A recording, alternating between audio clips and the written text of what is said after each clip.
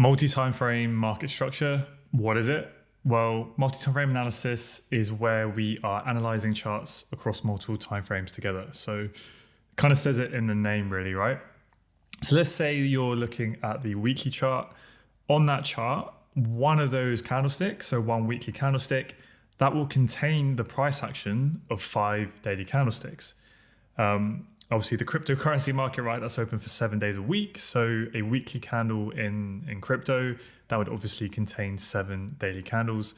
But fortunately the FX market is closed on the weekends, so we can actually have a break. So obviously the weekly candle in the FX market only contains the price action of 5 days. 5 daily candlesticks are within that weekly candle, right? And then you've got 34-hour candlesticks within that weekly candle and 120 one-hour candlesticks. And then that one daily candle is made up of 24 hours worth of price action, so on and so forth. So you can clearly see that, as you start from those higher time frames and you work your way down and down, going lower it's going to give you a lot more price action to work with. It's going to give you more information, and it's also going to give you more confirmation. So that is going to allow us to be extremely accurate with our entry points and analysis, but also whilst making sure that we are trading with the overall bias and we're trading with the dominant trend of the higher time frames on our side. So time is power.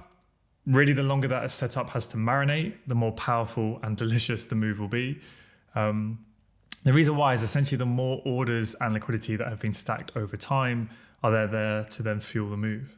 So for this reason, analysis on the higher time frames always take precedence over analysis on the lower time frames. So the monthly time frame is a lot more significant than the weekly time frame, right? And so on, all the way down to the minutes and the seconds time frames. So this is why we always take a top-down approach. We always start our analysis on the higher time frames in order to develop our bias, and then we work our way down and down and down to refine and to increase our timing accuracy. So the other thing as well is, right, the higher time frames are not necessarily a specific time frame, but it's just any time frame that is higher than the one that you are currently looking at. So obviously the same goes for the lower time frames.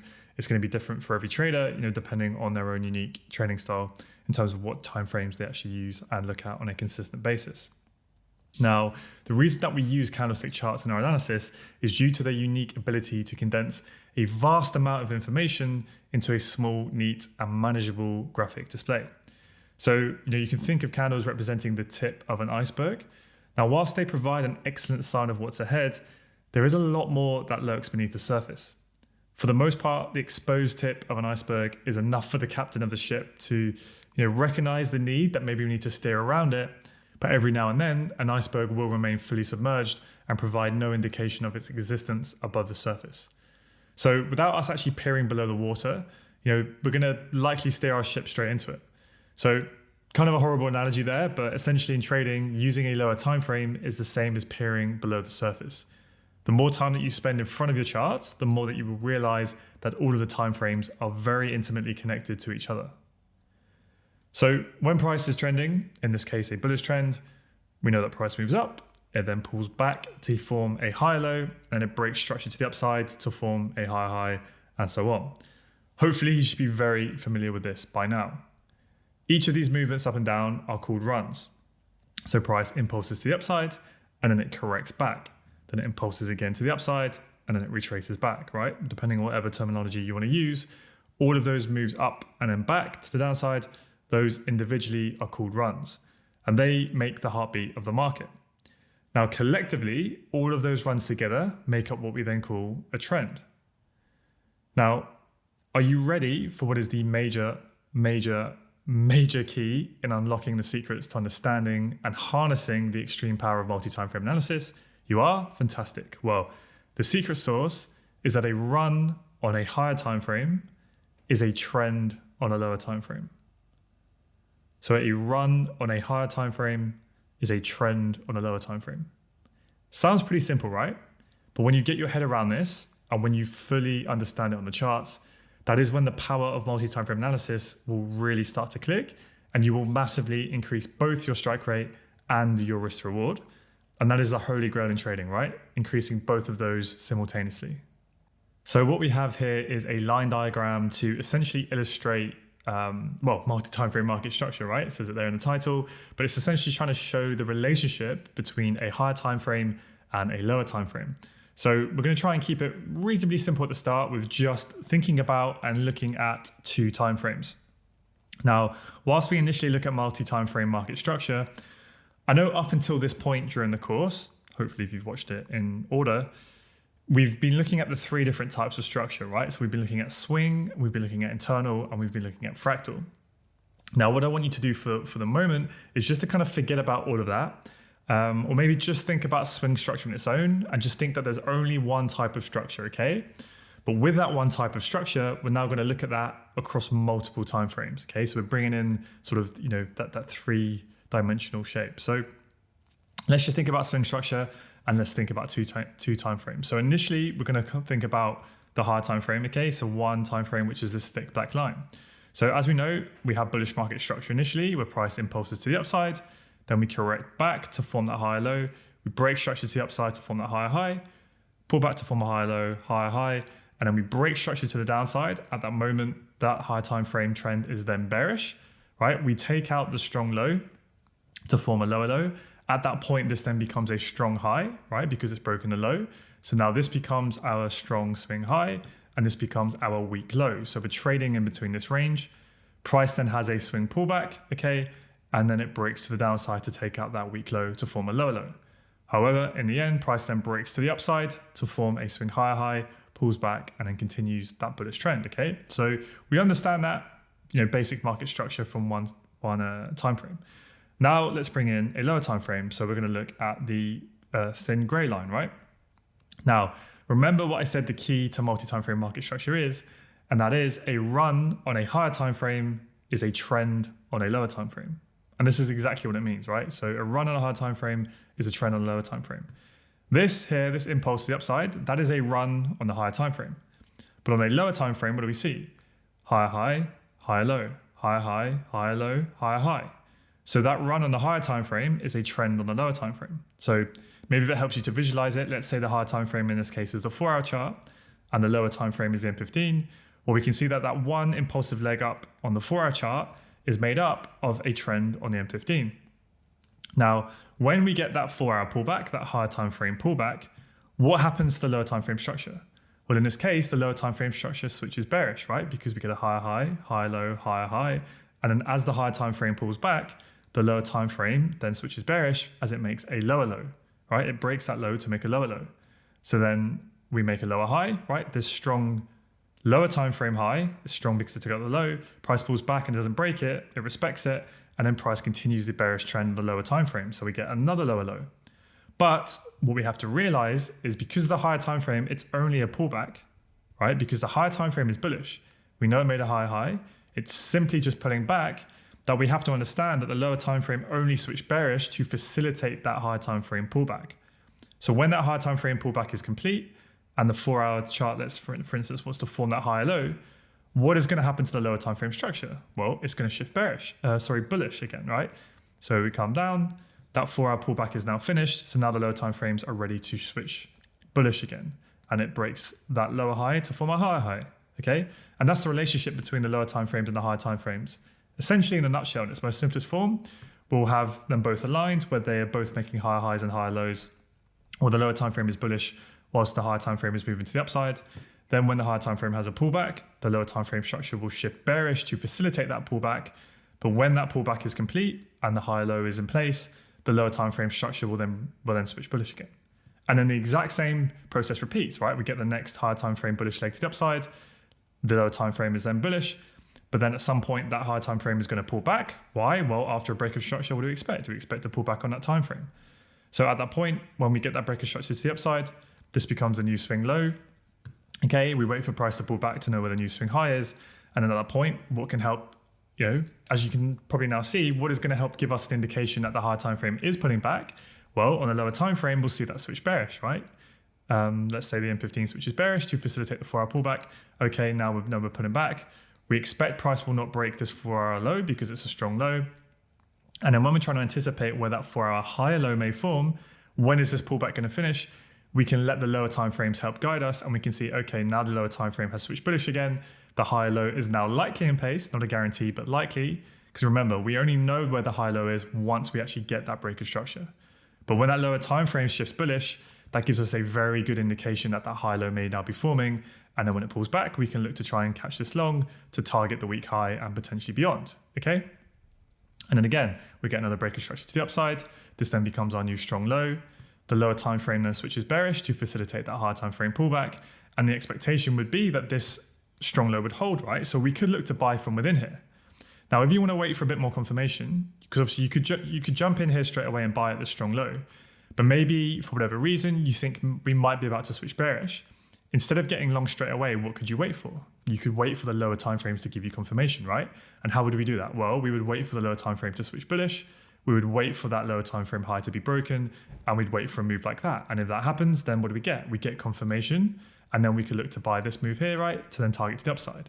But as we can see, that doesn't happen. The lower timeframe stays bearish, and then we get the bearish trend change on the higher timeframe where we switch bearish. Okay, so now we've had a bearish boss on the higher timeframe. What do we expect after a break of structure? We expect a pullback on that time frame, right? So we can then look to trade this pullback if we want to. So we can look to get long. But we don't just want to jump in long straight away. What do we want to wait for? For more confirmation. We can wait for the lower time frames to switch bullish. Okay, now we can look to catch that higher low and trade long. But as you can see, although we would be trading in line with the bullish trend on the lower time frame, right? If we bought this higher low, we're trading against the higher time frame trend, because at this point, we've broken structure to the downside. The higher time frames are now bearish. We're trading between this range. This is a strong higher time frame high because it did its job. It broke that low. Okay. So what we're expecting from the higher time frames, or we're only expecting a pullback before it then continues. Okay. So if we wait for the lower time frame structure to shift bullish, that's good. That gives us more confirmation. We can then look to buy this move. But how you can see it's just a quick trade. We're just looking for a quick move because we're playing the higher time frame pullback, right? We're just playing a quick move here. We're not buying here on the lower time frames and trying to target past this high, are we? Because that's a strong high.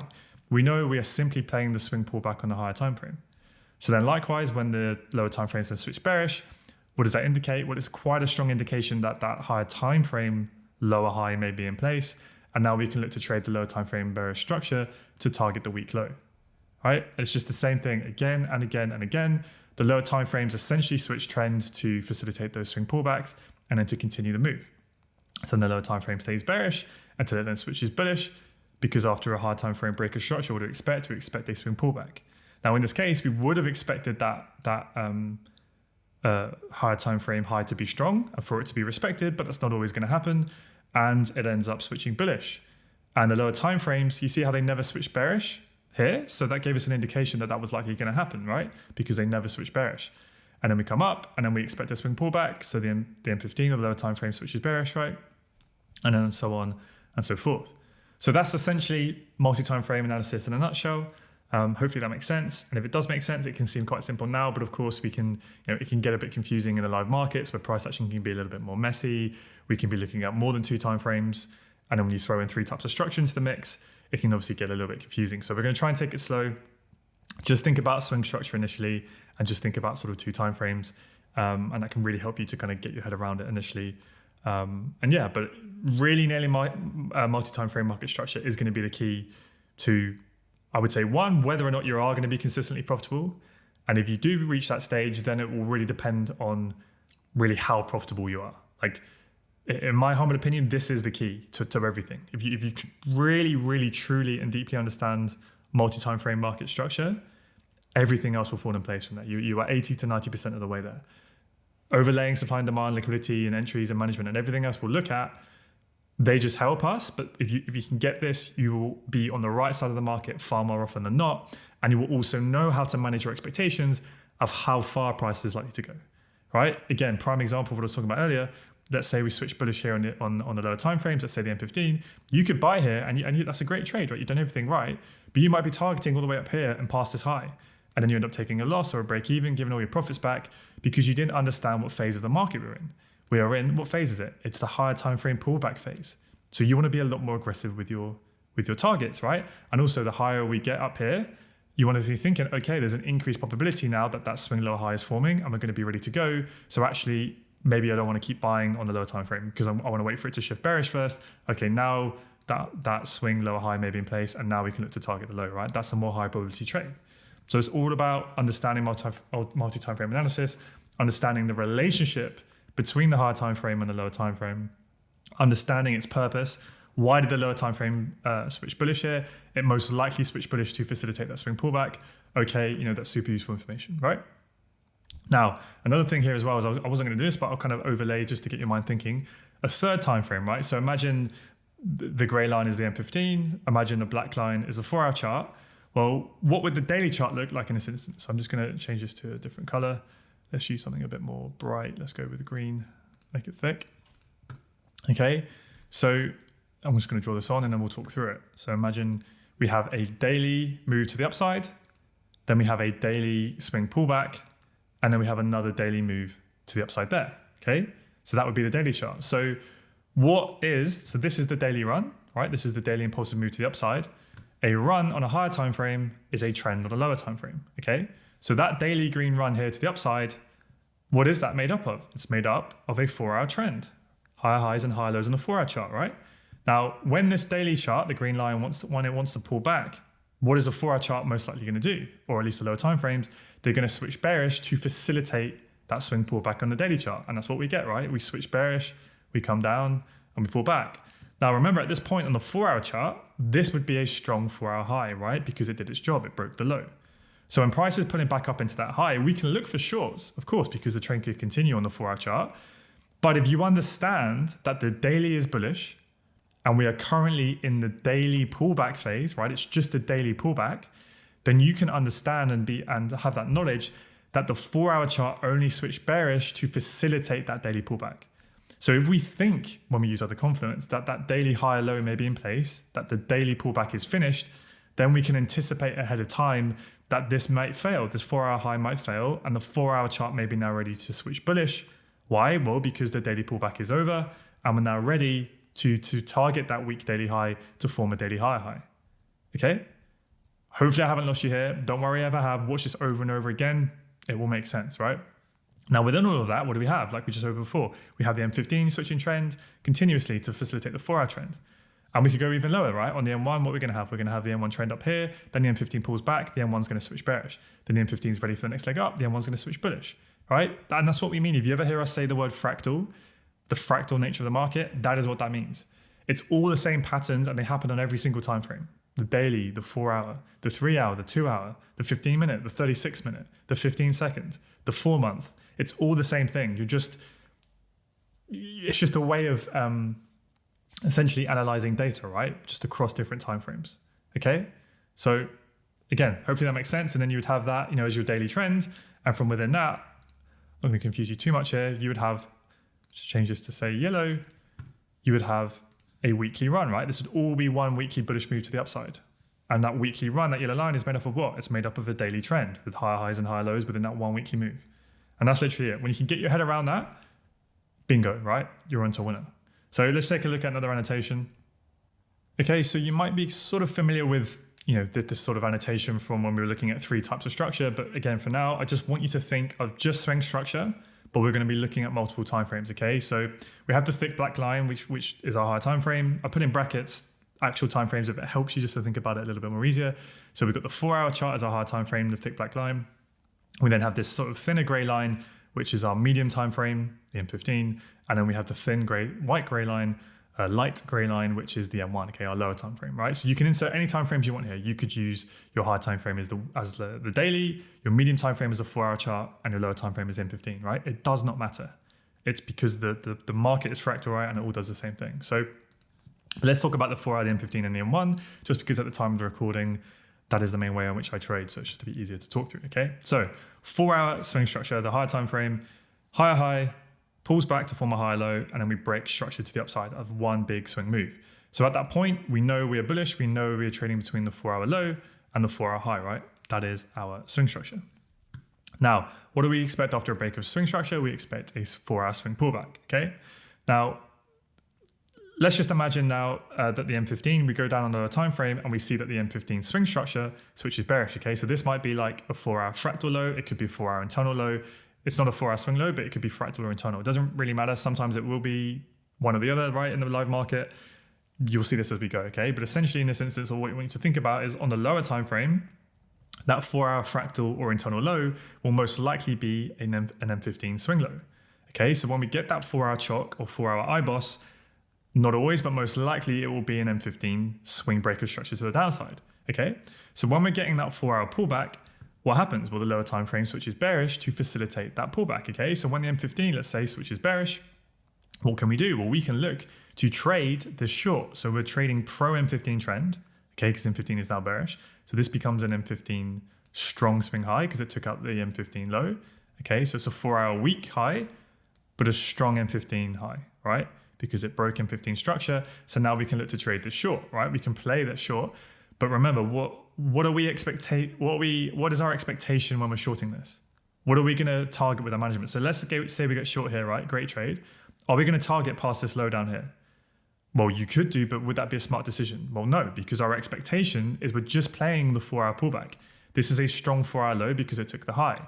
So if we short here on the M15, right, we know we're just playing a quick move because we're just playing the pullback, right? So we could target here. We could talk about management later. It's more just about managing your expectations that we're just playing counter 4-hour trend, pro M15 trend.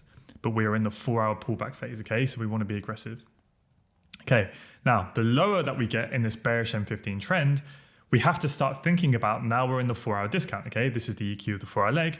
We're now in the discount. Anywhere within that discount, there's a higher probability that the 4-hour higher low, the swing high low may form, right? And we'll be ready to then go on and continue the 4-hour trend and target that weak 4-hour high, okay? So if you're following that bearish M15 trend, you could be shorting, you could be holding your trade. As we come down into that 4-hour discount, you have to start thinking, okay, at any minute now, the M15 may switch bullish, okay? Now, you could also look for longs from within here, right? Especially as we come down into a nice 4-hour discounted level, et cetera, et cetera. But you may want to wait for a bit more confirmation, okay? Because there's no guarantee the strong low may hold, right? Sometimes it might fail when the trend changes. But let's say you want to wait for a bit more confirmation. Well, you can wait for the M15 to switch bullish. So in this case, it switches bullish. That's very strong indication, not a guarantee, but a very strong indication that the 4-hour higher low may now be forming, right? So the M15 switches bullish. And now we can look to try and catch the M15 pullback, right? To capture that M15 higher low, because now the M15 is aligned bullish with the 4-hour swing structure, right? And now we can look to try and capture this M15 high low to try and target the weak 4-hour high because we have that full structural alignment where the M15 is aligned with the 4-hour chart, right? So again, same concepts. You can put on the premium discount if you wanted to on the M15 leg and wait for price to pull back and capture the M15 high low. Now, when the M15 is pulling back, what will happen on the lower time frame, let's say the M1?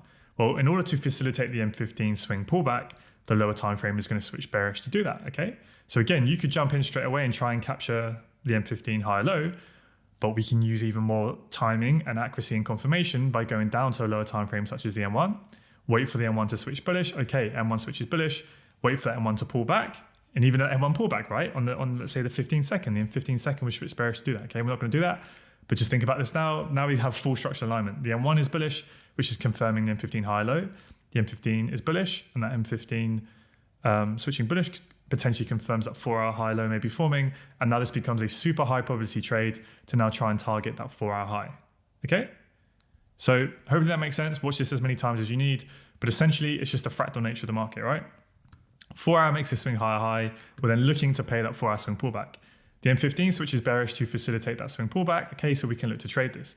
But we know as we get deeper into the 4-hour discount, there's an increased probability that the M15 is going to switch bullish. Why? Well, because that 4-hour high low may be forming, right? We're just playing the swing pullback phase of the higher time frames. So we know at any point the medium time frame in this case is about to switch bullish. Okay, it switches bullish. Now we can start to look for longs to try and target the 4-hour high. But we don't just want to buy straight away. We can wait for the M15 to pull back. What will help us determine when that M15 pullback is finished? Well, we can look for the lower time frame to switch bullish. Lower time frame then switches bullish. Okay, that M15 pullback is now likely finished. And now we can get long with full alignment to target the weak M15 high and potentially all the way up to the 4-hour week high, right? And then we can look to follow those trades up there, right? So that is literally the fractal nature of the market. Now, some of you may have realized that, essentially the 3 types of structure, when we only looked at one time frame, it's the exact same thing.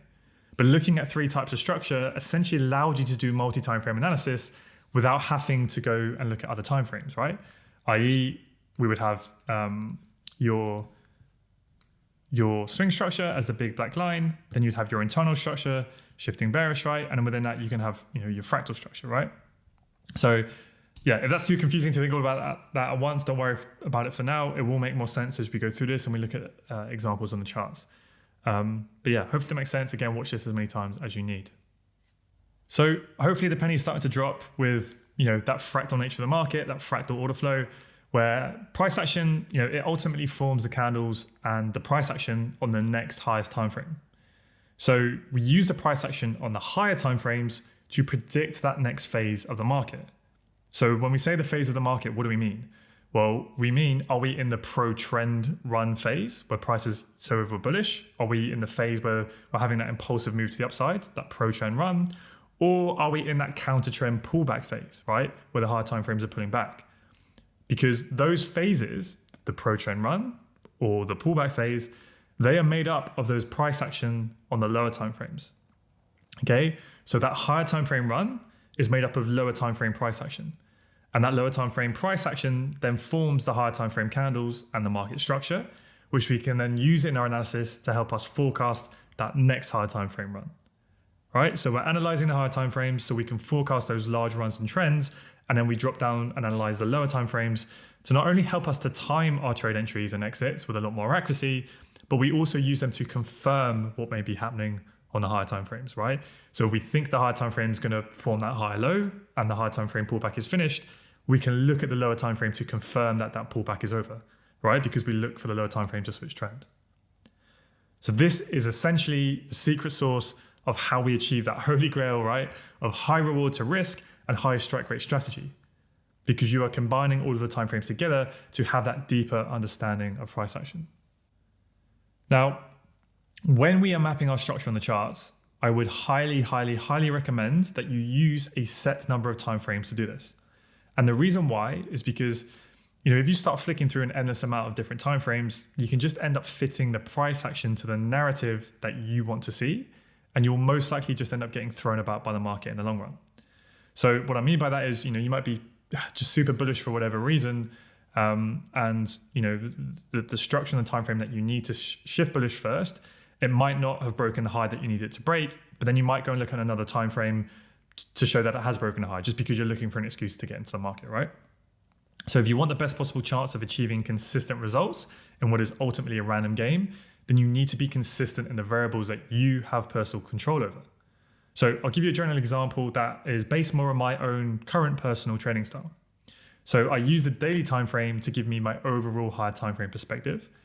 Now, I will also look at the monthly and the weekly timeframes, but I'm only really looking at those once a week, really, as the price action on there and the market structure on those timeframes, they're not really going to be changing that often. So I don't really need to look at it really that frequently. Now, I will use the 4-hour time frame to give me my overall narrative. So that means building my story, really trying to build the story of price action. So once I've done that, I'll then drop down to the M15 to give me more of an immediate bias. So I'm essentially using the M15 to give me the direction that I want to be trading, intraday for that intraday session. And then finally, I'll drop down to the 1-minute time frame simply just to time my entries, right? So I'm doing all of the work on the daily, the 4-hour and the M15. I'm using my M15 for that immediate bias. And once I've seen everything that I need to see on the M15, it's only then that I drop down to the M1 at the very last minute, simply just as a timing mechanism and for a little bit more confirmation. Okay, so essentially, the way I use the daily time frame is to show me when is the 4-hour trend likely to turn around. So if the daily, let's say it's on a bullish run, so the daily is moving to the upside, and the daily breaks a daily high to form a higher high, what do we then expect? Well, we expect the daily to pull back, right? We're expecting the next phase to be the daily pullback phase.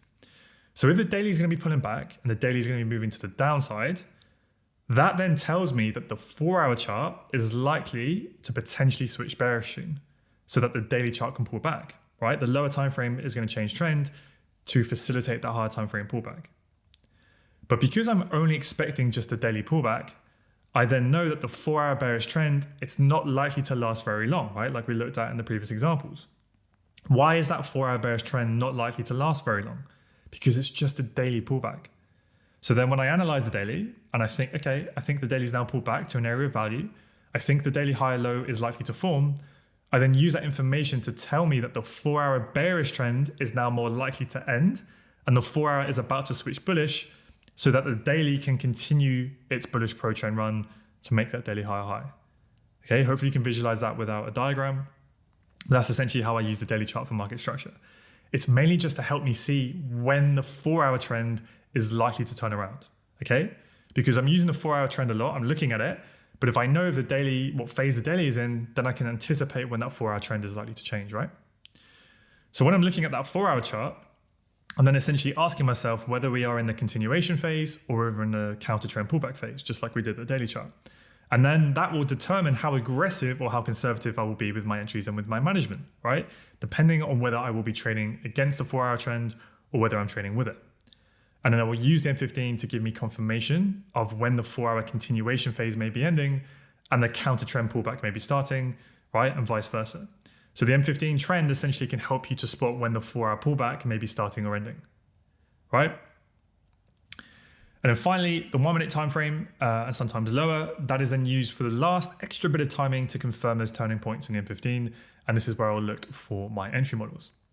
Okay, so the 4-hour and the M15 for me personally, at least at the time of recording, those two timeframes alone are probably where I spend over 95% of the time looking at analyzing when I'm on the charts and looking at the market. Okay, this is, if you make a note of this, this is the mistake I see most often with people who are losing, or at least initially, is that they have their M1 time frame open or whatever time frame they use for entries, and they're looking at it all the time, and they get trapped into taking so many poor and average trades because all of your work should be done on the higher time frames. Like for me, that'd be the M15 and above, and I literally only open the M1 chart or look at it at that very last literally minute when I've seen everything I need to see. It's in my M15 area of value, and I'm just using it as a timing mechanism.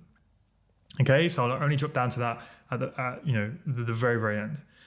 If you're going to be sitting on that one chart all day, you're going to be seeing tens, if not hundreds of entries a week, and you're literally just going to get stepped around by the market. And you're going to be wondering why trades aren't working out or why they're turning around straight away. And the M1's going to be changing trend every few minutes. So that's why we build the higher time frame narrative, because it's the higher time frame moves, those higher time frame runs and pullbacks.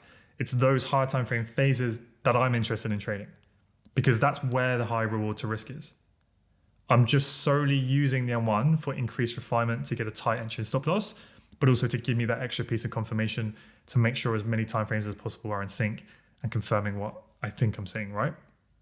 So I'm trying to really drive this point home, okay? So for me personally, the 4 and the M15 are the most important timeframes when it comes to market structure. In very, very simple terms, let's simplify it even more. The 4-hour gives me my higher time frame bias. The M15 shows me my intraday direction that I want to be trading in, and then the M1 just helps me to time it, okay?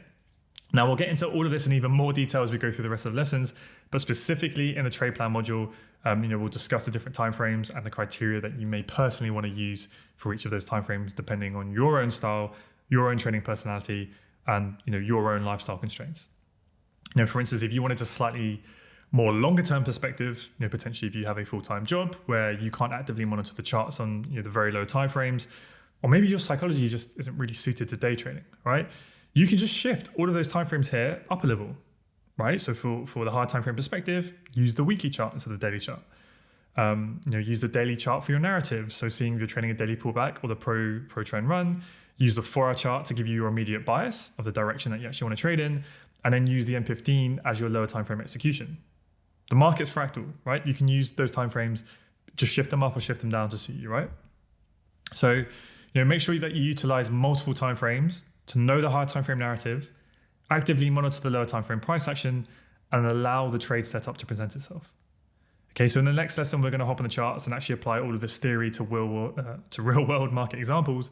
But before we do that in a minute, I just want to end this lesson on just one last example to make this really important point hopefully start to sink in.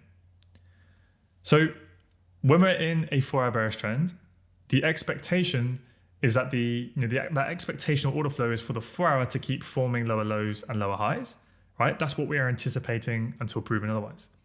But as we now know, in order for the 4-hour to create a new 4-hour lower high, what do we need to see? Well, it's very likely that the lower timeframes will form a bullish trend to facilitate that 4-hour pullback, right? So we will first see that shift in order flow in the lower timeframes to switch bullish, to then signal that the 4-hour chart is pulling back to form that potential 4-hour lower high. So when price eventually pulls back and when it returns to our previous 4-hour lower high, right, the strong 4-hour high at this moment, because the 4-hour is bearish and it's a strong 4-hour high, our expectation is that the price will now sell off and continue that 4-hour bearish trend, right? However, it does not have to. Remember, anything can happen in the markets, right? Anything. So as price develops around this area, our mission is to observe its development and listen to what the market is telling us in a neutral state of mind. All right, so what does that mean? Well, the lower time frame structural development within those higher time frame points of interest, that is what helps guide us to be in the flow of the market and to execute accordingly and to be essentially in harmony with the market. Now, I know sometimes it can be a little bit confusing because on the one hand, I'm saying that we're supposed to be completely neutral in the market, but then on the other hand, at the same time, we do have to have some form of bias, right? We have to have that expectation of order flow. So surely these two things are contradictory, right? How can you be neutral, but also have a directional bias and an expectation of the direction of order flow? Well, this is essentially how you do it. You understand what is the more probable situation, but you're not attached to that outcome having to happen. You don't care either way, right? We let the market show us the way and we adapt to what it shows us. So all of the technical analysis tools and concepts that we use are simply a mechanical framework to help guide us through the order flow of the market. So as Bruce Lee says, be like water, my friends. Flow with whatever way the market wants to go, that the lower timeframes give you the confirmation to show you the higher timeframes' true intentions. Don't fight the market from within with your own bias and attachments. Master it from above.